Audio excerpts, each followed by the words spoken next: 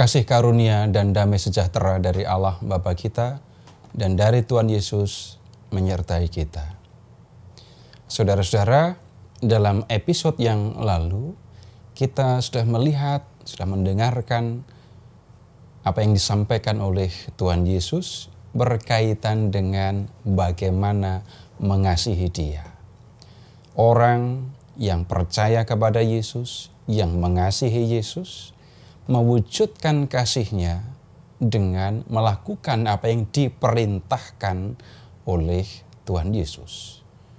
Dan hal utama yang disampaikan oleh Tuhan Yesus itu adalah mengasihi. Dalam episode ini kita akan melihat bagaimana para pengikut Yesus harus mengasihi sesamanya.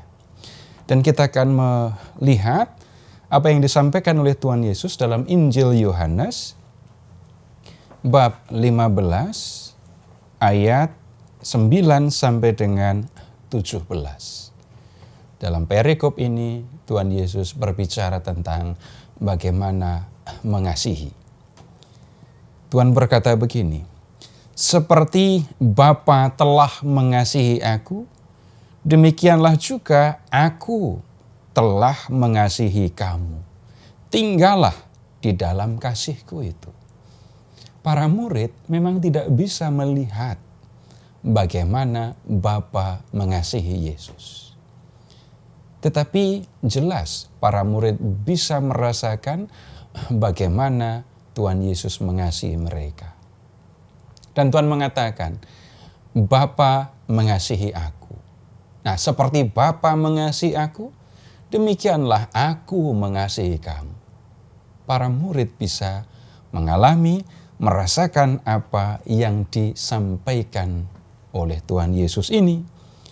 Nah, kemudian Tuhan juga menyampaikan, "Karena aku mengasihi kamu, maka tinggallah kamu di dalam kasihku." Maksudnya, datanglah kepada Yesus, rasakan dan alami bagaimana Tuhan Yesus mengasihi. Kasih memang menyangkut urusan rasa. Saudara-saudara bisa memperhatikan, bisa mengingat pengalaman dikasihi. Ketika saya tahu orang tua saya mengasihi saya, ada ketenangan di dalam diri saya, ada kegembiraan, tetapi juga ada semangat untuk membuat orang tua saya bahagia. Nah, kalau orang-orang yang percaya kepada Tuhan tahu Tuhan mengasihi dia, maka orang-orang yang percaya kepada Tuhan juga akan mengalami kebahagiaan, kegembiraan. Aku adalah orang yang dikasihi oleh Tuhan. Nah, kemudian kalau orang memang merasakan kasih itu, dia pun ingin mengasihi Tuhan. Dan bagaimana mengasihi Tuhan? Orang yang memang mengasihi Tuhan akan melakukan apa yang diperintahkan oleh Tuhan. Itu wujud konkret, wujud yang nyata dari kasih kepada Tuhan. Nah, di Yohanes 15 ayat 12, Tuhan menyampaikan perintahnya. "Inilah perintahku, yaitu supaya kamu saling mengasihi. Seperti aku telah mengasihi kamu." Nah, kalau kita memperhatikan apa yang disampaikan oleh Tuhan Yesus ini, maka kita perlu memberi perhatian serius kepada Tuhan yang sudah mengasihi saya. Karena Tuhan mengasihi saya, maka saya pun mengasihi sesama saya. Jadi kasih Tuhan yang kita alami menjadi motivasi, menjadi pendorong untuk mengasihi sesama. Tetapi lebih dari itu, kasih Tuhan kepada kita menjadi ukuran dalam mengasihi sesama. Di ayat 13 Tuhan berkata, "Tidak ada kasih yang lebih besar daripada kasih seorang yang memberikan nyawanya untuk sahabat-sahabatnya." Dan Tuhan mengatakan, "Kamu adalah sahabatku jikalau kamu berbuat apa yang kuperintahkan kepadamu." Tuhan sudah mengasihi dengan kasih yang paling besar. Karena di kayu salib, Tuhan menyerahkan nyawanya semata-mata supaya kita bersih dari dosa dan dipandang layak untuk menikmati kebahagiaan yang abadi. Ukuran dalam mengasihi sesama adalah kasih yang sudah kita terima dari Tuhan. Bisa jadi tidak semua mendapatkan kesempatan untuk mewujudkan kasih sebesar ini.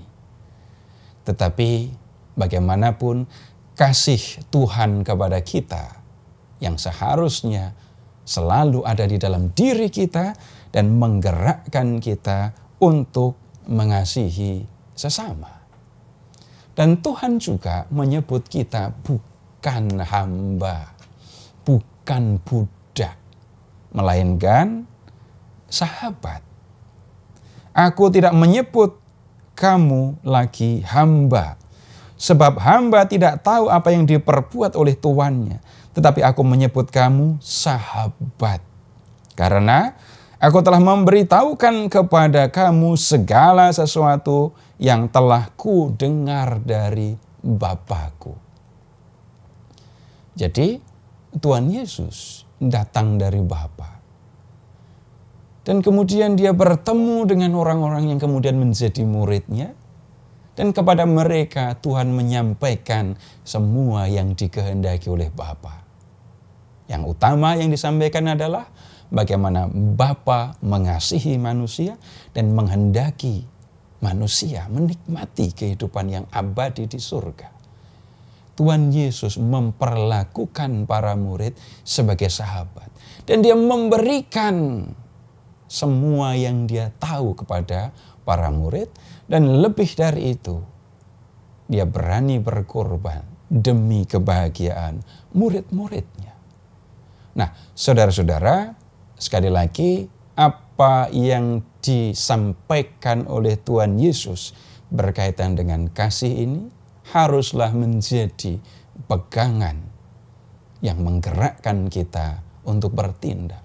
Seperti Tuhan mengasihi saya, seperti Dia berkorban untuk saya, supaya jiwa saya selamat dan menikmati kehidupan abadi, demikianlah kita pun dipanggil untuk mengasihi sesama. Terpujilah Allah Bapa yang telah mengasihi kita, yang telah mengaruniakan anaknya yang tunggal untuk menyelamatkan kita, dan yang telah mengutus Roh-Nya yang kudus untuk menuntun kita di jalan keselamatan.